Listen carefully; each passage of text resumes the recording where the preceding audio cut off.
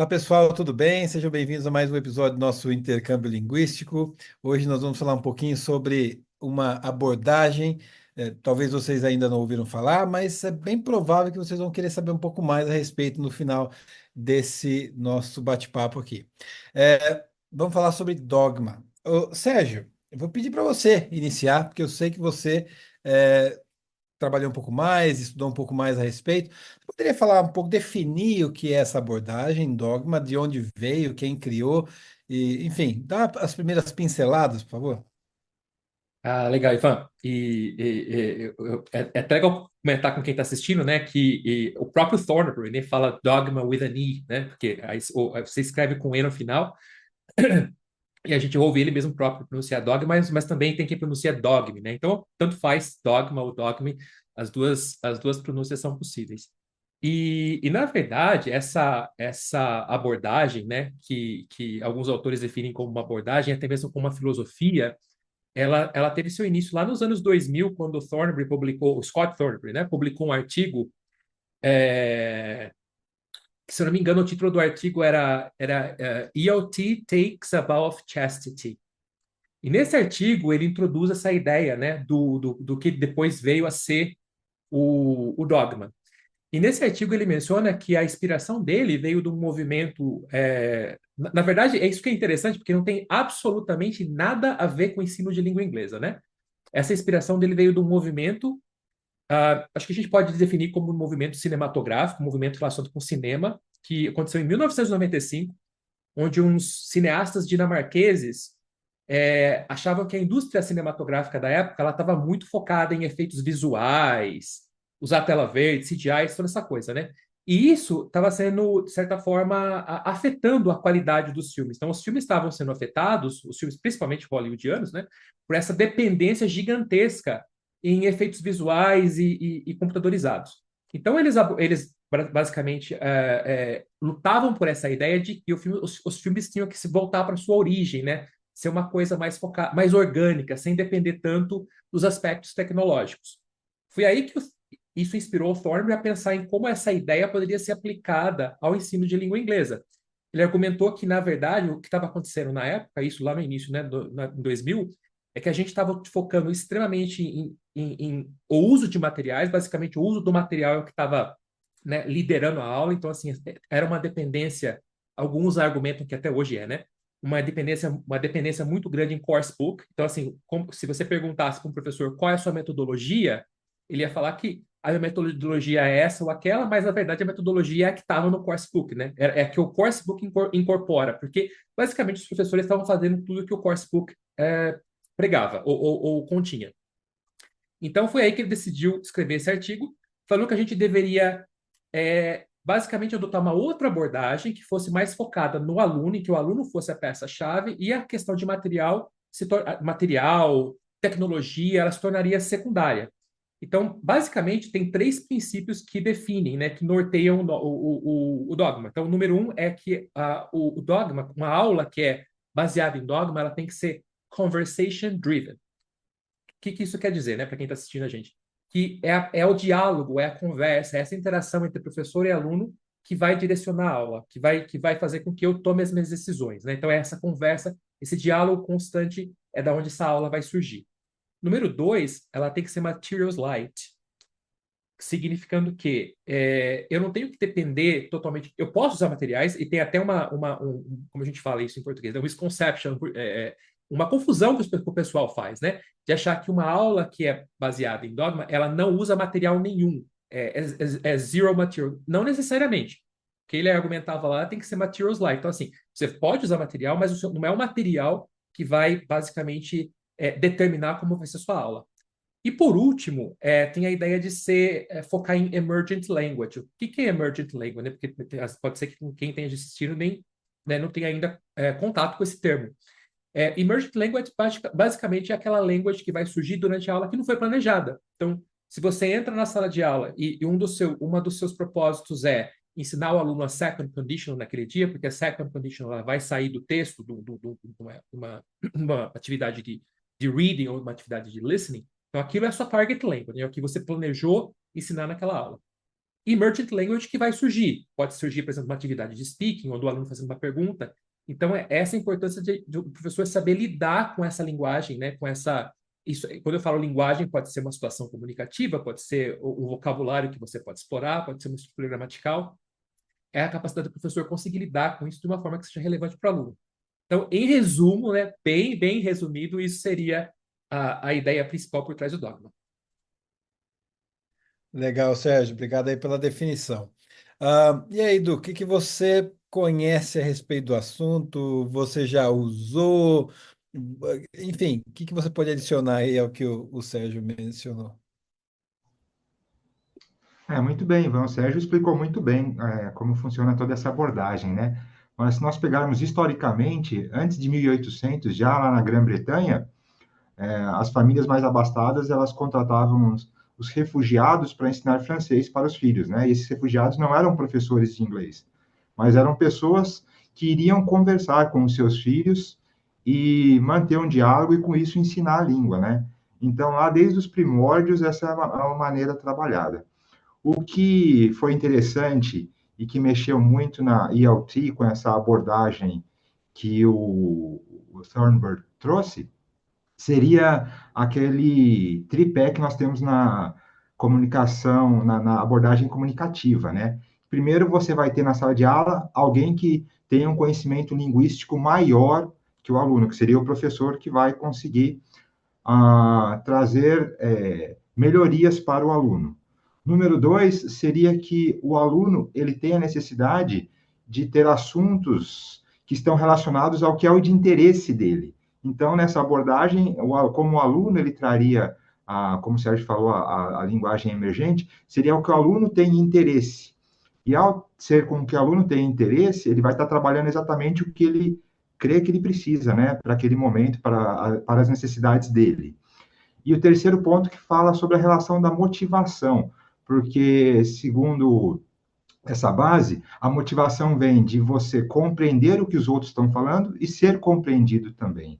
Então, é importante, né? E uma coisa interessante dessa abordagem é que ela deixa o professor um pouco mais livre de sair, que normalmente quando você está somente com um livro, você fica muito preso ao livro. Então, o grande pensamento por trás dessa abordagem é: você também pode preparar aulas, às vezes não precisa ser todo o seu curso, mas em algumas aulas que você realmente nessa aula de hoje eu vou trabalhar com os alunos um tema que eu sei que eles gostam, que é interessante. Eu não vou recorrer tanto ao material, tanto à tecnologia, mas eu vou ter esse momento com os alunos, porque se você fica muito com o livro, você se distancia do aluno, né? Fica você, professor, e aluno, livro.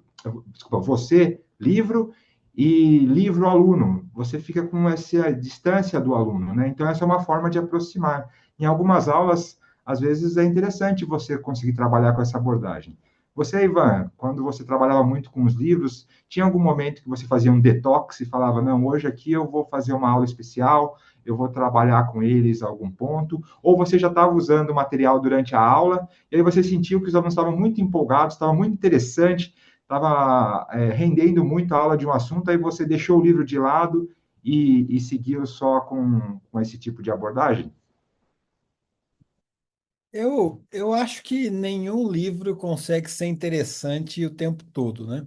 Nenhum material. Então, à medida que depois que você passa uma vez inteira o livro, o curso e volta, você começa a entender onde que você vai ter mais facilidades ou mais dificuldades para encaixar, seja lá o que você vai ensinar. Então, sim, eu muitas vezes na minha vida confesso que eu nem imaginava que tinha um pensamento por trás dessa abordagem, mas muitas vezes eu falei, puxa, essa aula aqui não vai encaixar bem com essa turma, então eu vou fazer uma coisa diferente.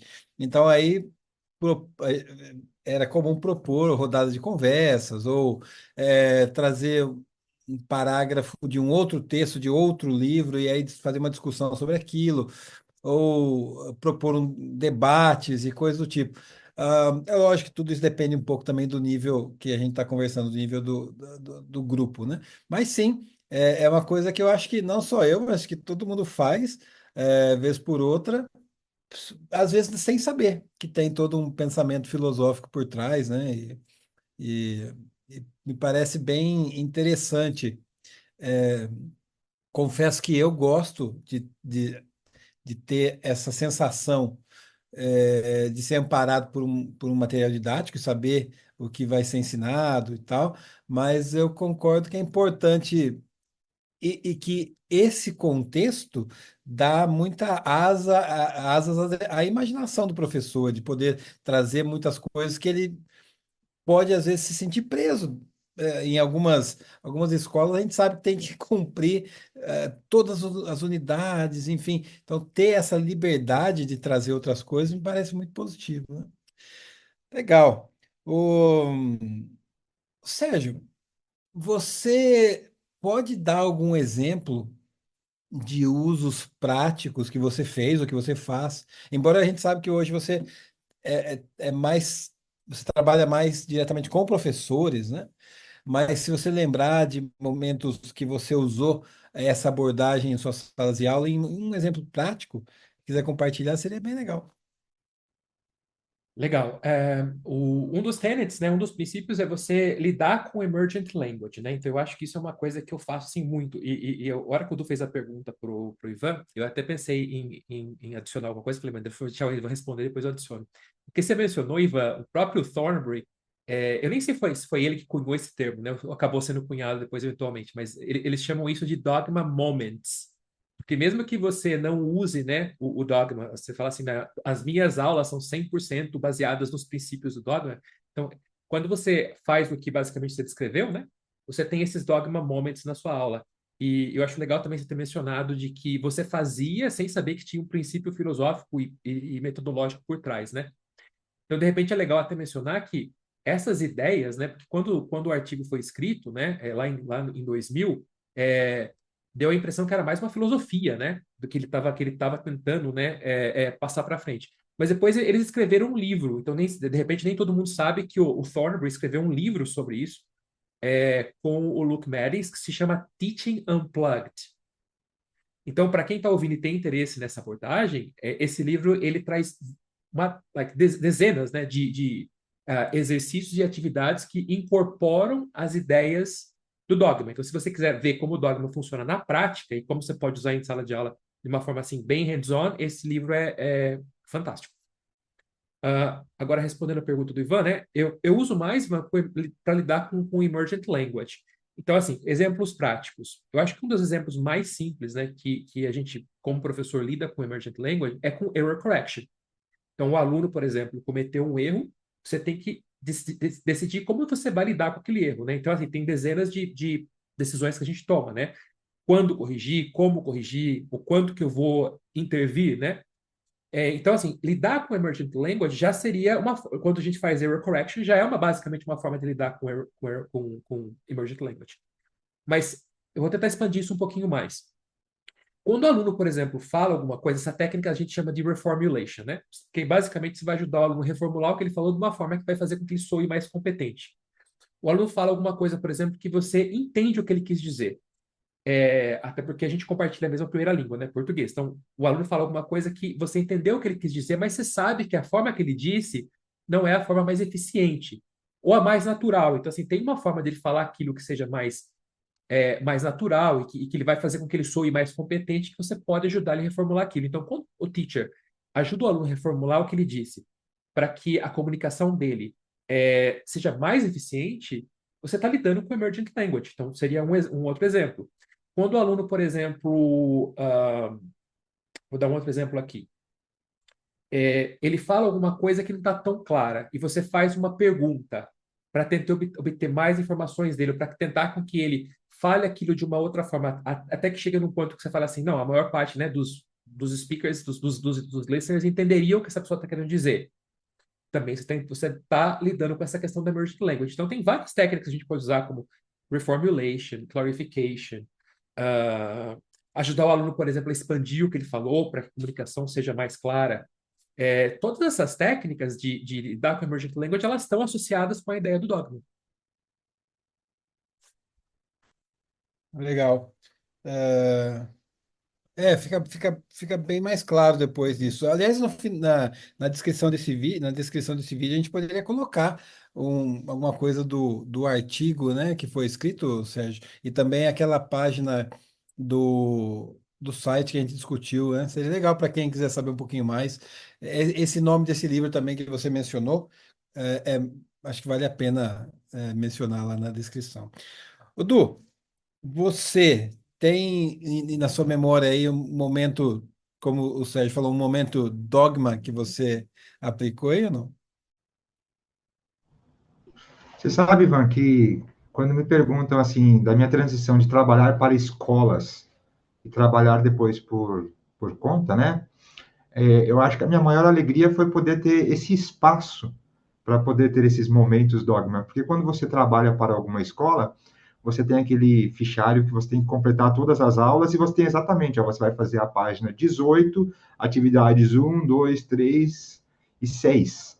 E você tem que seguir essa cartilha. Então, muitas vezes, quando eu dava aula em escolas particulares, eu sabia que eu tinha que seguir certinho a cartilha e me faltava, eu tinha essa necessidade de poder explorar um pouco mais alguns assuntos e eu sabia que eu não podia porque não daria tempo na aula.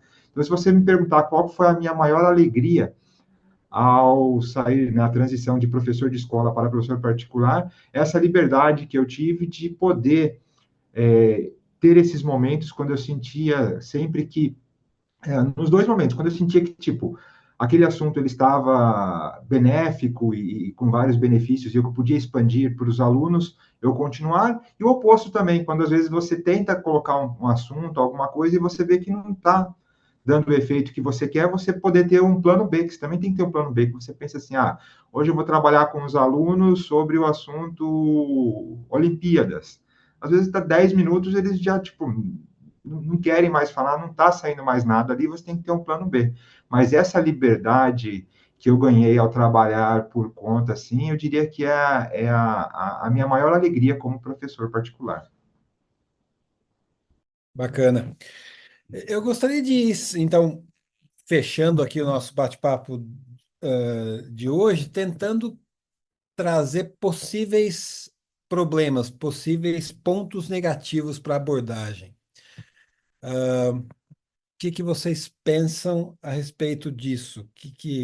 Sérgio, talvez você, nos seus estudos dessa abordagem, você conseguiu localizar algumas falhas aí. Que você pode compartilhar com a gente? Ivan, eu vou dar um exemplo pessoal, que realmente é o que aconteceu comigo, faz bastante parte da minha experiência. Quando eu fiquei sabendo sobre o dogma, eu acho que foi lá no comecinho, comecei a dar aula em 2002, né? É chamado de movimento, né? O movimento começou lá em 2000. Eu acho que meu primeiro contato com o dogma foi lá para 2005, 2006, e que eu comecei a ler mais sobre isso, tal, e eu falei assim, nossa, que a ideia é interessante nessa coisa de lidar com emergent language. Eu nunca tinha, igual você mencionou, né? Embora a gente tenha emergent language a todo tempo na sala de aula, eu nem sabia que existia um termo para definir aquilo, né? Então isso chama emergent language, legal. Então tem formas para eu lidar com isso. E aí o meu problema não foi, por exemplo, ter uma aula com o que ele chama de materials light, ter menos materiais. Isso foi tranquilo, dava para gerenciar legal. Uma outra coisa também que o Dogma tem é que ele, né, você basicamente tem que tentar ser mais ah, responsive, né, com relação ao que o aluno, que o aluno faz, com o que o aluno traz, né, aquela coisa de você ser responsível, o aluno surgiu o problema, ou surgiu, por exemplo, uma oportunidade para ser explorada, você consegue tirar vantagem daquilo e ser menos preemptive, né, de você tentar trazer toda aquela aula que você vai seguir assim todos os passos minuciosamente, sem deixar nenhuma abertura, né, para que o aluno traga algo da própria experiência, também tranquilo. Então, o que me pegou? O que me pegou foi, quando eu comecei, e você sabe muito bem disso, né? Você estava presente no início da minha carreira. O meu nível linguístico no início da carreira não era dos melhores, né? Eu comecei a dar aula com o nível B1 de inglês. Então, eu lembro que em 2005, 2006, eu estava ainda me preparando, eu nem tinha tirado o meu C2, eu estava me preparando para o meu C2, eu tinha o nível C1. Embora seja um nível bom, a escola que eu estava na época já tinha me dado turmas de nível B2, então assim, eu estava um nível acima dos meus alunos. Quando eu tentei lidar com Emergent Language, eu sofri muito, Por quê? Porque surge algo que você pode explorar. Tá, mas eu não estava preparado para aquilo. Então, como que eu vou explorar algo que acabou de surgir sem se sentir, número um, confiante, que eu não tinha confiança? Falei, tá, o que que eu faço com isso? E explorar aquilo, principalmente em termos lexicais. O meu conhecimento gramatical na época como professor me dava uma certa confiança de lidar com a maior parte das estruturas que surgiam. Então, surgia uma estrutura, eu falei, legal, a gente consegue ir para a lousa, eu explorava aquilo, eu acho que, né, de uma forma relativamente eficiente. Mas quando surgia algo lexical, de repente, assim, que eu poderia explorar, mencionando outros verbos, sei lá, a parte né, de collocation, de chunks que eu poderia explorar mais, eu não conseguia, porque o meu vocabulário era razoavelmente limitado, né? Então foi aí que né, a ficha caiu. Eu falei assim, é muito legal essa ideia de explorar emergent language, só que você tem que estar preparado para lidar com isso, porque como o próprio nome diz, né, é algo que vai emergir, né? Algo que não foi planejado. Então a gente, como professor, senta, planeja a aula e consegue lidar super bem com tudo que a gente esperava que fosse acontecer. Quando surge algo que você não esperava, você consegue assim, aquela ideia de você ser quick on your feet, né? Se você estiver bem preparado. E eu não estava. Então, para mim, na época, foi meu maior desafio. Hoje, naturalmente, depois de tantos anos, eu consigo lidar um pouco melhor com essa questão da emergent language, né, conforme ela surge, mas na época foi um desafio bem grande para mim pela parte linguística. Uhum. Legal, bacana, é ótimo, boa colocação. Você, Edu, o que que você localiza aí de pontos negativos? Eu acho que um primeiro ponto é o professor que está com início de carreira, né? Às vezes ele lê o livro lá, a abordagem, e fala, eu gostei, eu quero usar. Mas quando você está no início de carreira, você tem que trabalhar com uns livros, é lógico, isso é a minha opinião, tá? Você tem que trabalhar com livros, é importante, porque você vai trabalhar muito com tentativa e erro. E como você está começando, você tem que trabalhar com esses livros para você sentir o que funciona, o que não funciona, e você começar a avaliar bem os materiais. Depois de uma maturidade com os materiais, você pode ver o que material você vai usar ou não, ou como até conduzir uma aula sem material. Mas para um professor iniciante, eu acho muito perigoso você já querer começar, tanto pela excelente aula que o Sérgio deu aí da questão linguística, né, que você tem que estar preparado para tudo que ocorrer ali na aula, que é uma aula bem aberta, então, você trabalha muito tentativa e erro. Começa com um livro, com uns materiais, vai sentindo, vai aprendendo, e com o tempo você vai conseguir deixar o livro de lado em alguns momentos, ou até uma aula inteira, se você quiser. Ponto número um. Ponto número dois, muitos alunos eles vão se sentir no aspecto prático, tipo, nossa, o professor não preparou nada na aula e o aluno gosta de ter um material, algo impresso, que ele sinta, não, essa aula foi preparada, tal. Parece que é uma aula meio largada, muitos alunos querem eu estou pagando tão caro e eles não conseguem ver uma coisa palpável. Então, às vezes, tem essa questão com o aluno, até você sentir o quanto os alunos estão confortáveis com isso. Então, você perguntar para os alunos o que vocês estão achando das aulas assim, é interessante, a gente pode promover mais aulas. Então, esse contato com o aluno para ver a percepção real, porque às vezes você pensa que a aula está incrível e o aluno sai dali achando, tipo, nossa, essa aula, professor, ele não tem essa maturidade de entender o quanto que ele aprendeu ali. Ele precisa mais dessa coisa palpável, né? Então, você manter esse diálogo com o aluno. E número três, se você pegar o dogma e usar numa aula inteira, você tem que estar preparado. Eu não diria que às vezes seria a melhor abordagem em todas as aulas. Primeiro, você tem que estar preparado para o plano B. E se não der certo aquele tema ou aquele assunto, às vezes os alunos estão de meio mau humor, aquele dia não está saindo muita coisa, e aí você vê que o negócio não está rolando, você tem que ter um plano B. Esse é o primeiro ponto. E o segundo, o que eu acho que é o mais importante é que, assim como todas as abordagens, não existe uma abordagem perfeita e a melhor de todas. Mas você pegar esse ponto que nós debatemos hoje para você refletir um pouco. E ter momentos de dogma. Quando você tem uma língua, algo emergente, né, que os alunos trazem na aula, por exemplo, em algum momento que você quiser trabalhar, você o use. Mas como um momento da aula, mas não como, às vezes querer trabalhar isso em todas as aulas, mas ter esse momento, esse espaço para você ter essa interação com os alunos e trabalhar com a necessidade emergente deles, seria muito importante. Então, seriam esses três pontos. O cuidado para professores iniciantes, a atenção e uma conversa aberta com seus alunos para que você consiga ver se eles estão vendo vantagem nesse tipo de aula ou se é algo que os incomoda, para que você possa negociar com eles isso. E o terceiro é se pensar se, às vezes, ao invés de todas as suas aulas seguirem isso, você tem alguns momentos de dogma. Legal, show de bola. Bacana, acho que foi coberto bastante, bastante ground aqui, como nós falamos, né? Foi bem explicado. Vamos deixar então os links e também as sugestões de leitura adicional para quem desejar. Obrigado aí pela contribuição, Sérgio e Du, né? Foi um assunto bem gostoso. Eu acho que vai dar o que pensar para professores, ou talvez os que já fazem isso, colocar um nome naquilo que tem feito, né? Que são esses momentos dogma, né? E aí, semana que vem, voltamos com mais alguma ideia, sugestão ou outra abordagem que vamos conversar aqui. Muito obrigado. Um ótimo final de semana aí, gente. Um abraço. Obrigado, Obrigado. Ivan. Abração.